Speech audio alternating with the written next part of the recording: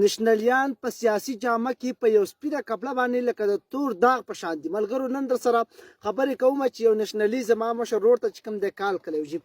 نن زه ویډیو ماړه ویډیو خامخا زه په دلیل سره خبره کوم. نشنلیان غریبان خو هغه هم ولس چې کوم د بې خیرج کړي دي نو اوس هغه په یو مختلف طریقو باندې خپل چې کوم د هغه نظریاتي مخالفین دي هغه په ټارچر کولو کوشش کوي. مکه به دغه نور خلکو ټارچر کولو عام نظام نه خو ځکه مونږ د هغه نه یره نه کړی ډډه نه کړی نو دا خو لا وړي کې خلک دی. خبره کو چې څه چالو شو بیا د نشنلیانو باندې ول خبره کو چې دا د پښتنو څنګه دوکه کوي او د پښتنو په جبه کې پښتانه دوکه کوي او بیا د پنجابیانو په جبه کې هغه څه خبرې کوي. ولس په پښتو دوکه کوي، ولس د پښتو په وسایلو پښتنو په مسایلو باندې دوکه کوي. هغه داسې چې ولس په منځ کې چې کله دیو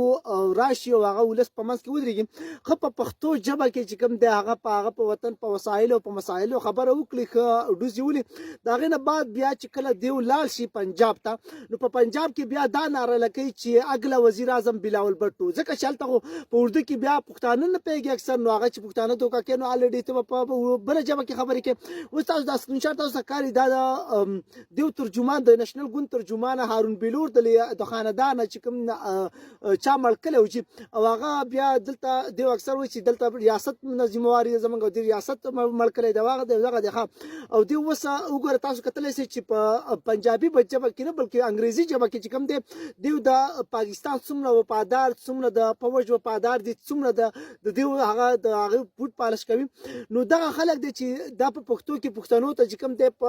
هغه په وسایلو په مسایلو خبره کوي خو کله په انګریزي په پنجابي کې دیو د پنجابیانو غلامان دي دیو د پنجابیانو غلامي کوي دیو د سیاسي چې کوم پنجابیانو پارټي دي د هغه غلامي کوي. دلته خبره کوو یو نشنلی چې کوم دی هغه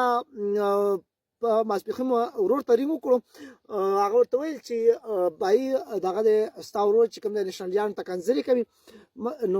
ما ته پته نه وه چې څوک رینګ کوي خو خیر هغه چې کوم دی ورته ومې ویل چې بای څه چلو ویل چې یو کس دی وایي چې نشنلیانو ته کنځلې کوي ویل رینګ میلاو کړه پس پونی بیا میلاو کړه اول یو دوه درې خبرو کې موبایل مې د واخیستو چې موبایل لکه خبرې مې ورسره وکړې په خبرو کې مې د هغه ته د هغه سیاسي اوقات چې کوم د دیو دی هغه مې ورته وروښودل خط دلایي مې ونه وکړه خو هغې نه بعد بیا کټ کو بیا ورور مې ویل چې کومې کنځلې کړي ته راواړه ما هغه لږ نه پوښتنه وکړه کوم ځای کې ما کنځلې کړي ټیک ټاک کې دا ټیک ټاک تاسو وګورئ اولنۍ پینټ کړې ده ما دا ویډیو د مولانا خانزي په باره کې ما خبرې کړې هغه تاسو وګورئ چې هغه کې کومې کنځلې شوي چې کومې کنځلې کړي راواړه بس راوا مېړه ما نه ګورم الله کنځلې دي کنځلې په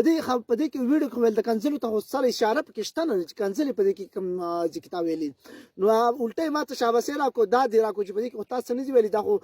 بیا یې واپس هغه لږ رینګ میلاول خو هغه لږ رینګ نه میلاو